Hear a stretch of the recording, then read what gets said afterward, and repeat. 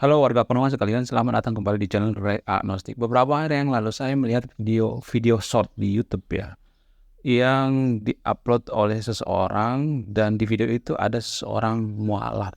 Artinya dia meninggalkan agama Kristen dan menganut agama Muslim. Yang nggak jadi masalah, mualaf gitu. Sah-sah aja kalau mau mualaf juga nggak apa-apa.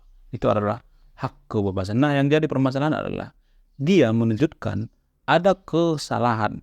Saya juga nggak tahu ini kesalahan apa tidak gitu.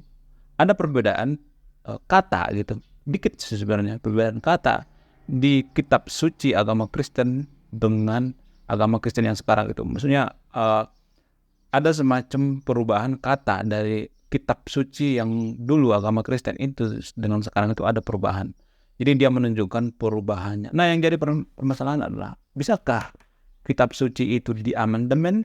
Bisakah kitab suci itu dirubah? Bisakah kitab suci atau kata-katanya itu disunat gitu? Bisakah kitab suci itu diperbarui? Saya akan membahas sebentar lagi. Di dalam berpikir itu ada beberapa tahapan gitu. Ada tahap yang biasa, level newbie, ada yang cerdas, ada yang pintar, dan ada yang bijaksana. Jadi level yang teratas itu adalah level bijaksana. Jadi dalam kasus ini saya melihat ya, orang-orang yang mualaf ya, menurut saya pribadi itu banyak orang yang mualaf ya, tapi tidak semuanya. Biar dia tenar, dia menjelekkan agama sebelumnya gitu. Jadi kalau kita berpikir secara rasional, apakah dia bijak? Kenapa dia mualaf? Karena kalau hanya menjelek-jelekan agama sebelumnya gitu. Saya netral ya.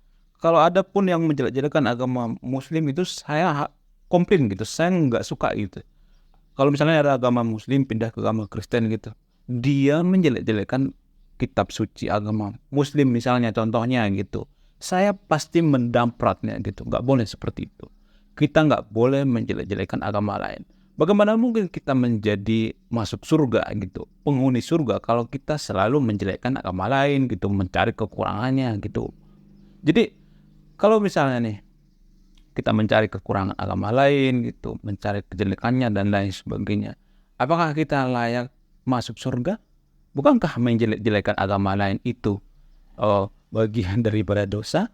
Coba kita berpikir secara bijaksana dulu gitu. Gak usah kita berpikir terlalu jauh jenius seperti berpikirnya Einstein misalnya gitu.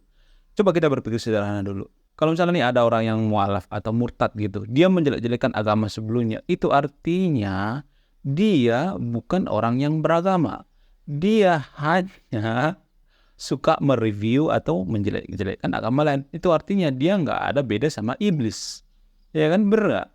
Kalau kita merunut dari awal historis agama Samawi atau agama Abraham ini, pasti ada persinggungan atau ketersambungan gitu. Karena apa? Karena agama Samawi ini kan ada 3. Yang pertama agama Yudaism, yang kedua agama Kristen, yang terakhir agama Islam. Jadi ini pasti ada beririsan gitu. Jadi kalau beririsan pasti kan ada yang ya seperti ada kesalahpahaman gitu. Karena zaman dulu kan waktu diterbitkan kitab suci ini tidak ada penerbit. Di situ permasalahannya. Kalau ada penerbit saat itu, pasti kesalahan-kesalahan ini bisa diperbaiki, direvisi gitu. Dan zaman dulu ya, ini sekedar info atau bocoran, saya tidak mengatakan bahwa yang saya katakan ini benar ya.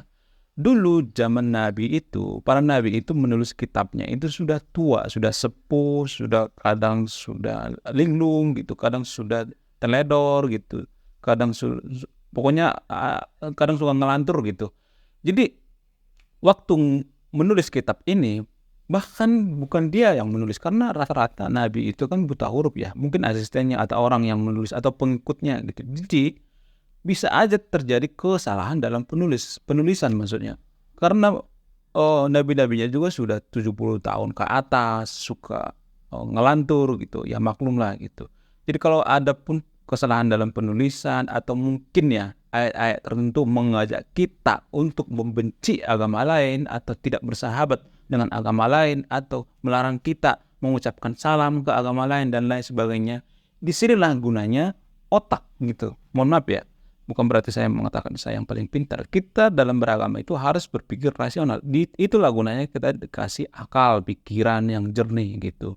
Apakah ini bisa kita terapkan di dunia nyata Apakah ini hanya penafsirannya saja yang salah? Apakah ini hanya relevan di zamannya? Apakah ini tidak boleh diterapkan di zaman sekarang gitu? Tapi disclaimer dulu, saya tidak mengatakan bahwa semua ayat-ayat itu sesat ya, bukan. Ada saja mungkin salah dalam penulisan gitu.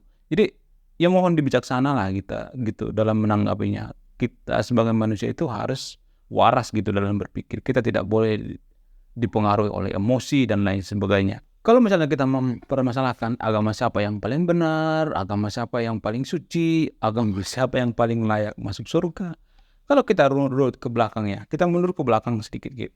Menurut saya agama itu adalah warisan. Karena begini bro, kalau kita lahir di Brazil yang mayoritas Kristen, bisa aja kita Kristen. Kalau kita lahir di Hindu atau di India, bisa aja kita jadi Hindu. Kita lahir di Korea Utara misalnya, bisa aja kita jadi ateis. Kalau kita lahir di Arab, kita bisa jadi Muslim dan lain sebagainya. Misalnya nih ada bayi gitu dari Indonesia gitu, orang tuanya Muslim, terus diadopsi orang Belanda misalnya.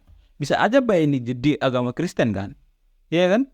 Berarti dalam artian agama itu adalah warisan dari keluarga kita gitu. Jadi banyak orang zaman sekarang itu beragama ya karena warisan dari orang tuanya, bukan karena pilihannya gitu. Agama itu kan diwariskan gitu. Tapi bang, kalau nanti udah gede kita bisa memilih agama yang sempurna. Sempurna apa lalu? Coba kalau lu tinggal di Korea Utara, lu mau ngelawan Kim Jong Un, yang ada lu dikarungin kan.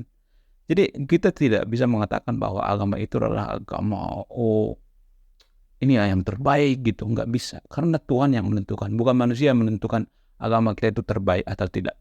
Lagian juga kitab suci zaman sekarang ini ya, menurut saya itu hanya penafsirannya, karena menurut saya Alkitab itu atau kitab suci itu relevan di zamannya saja. Kalau di zaman sekarang ini hanya penafsirannya saja, tapi tidak semuanya ya.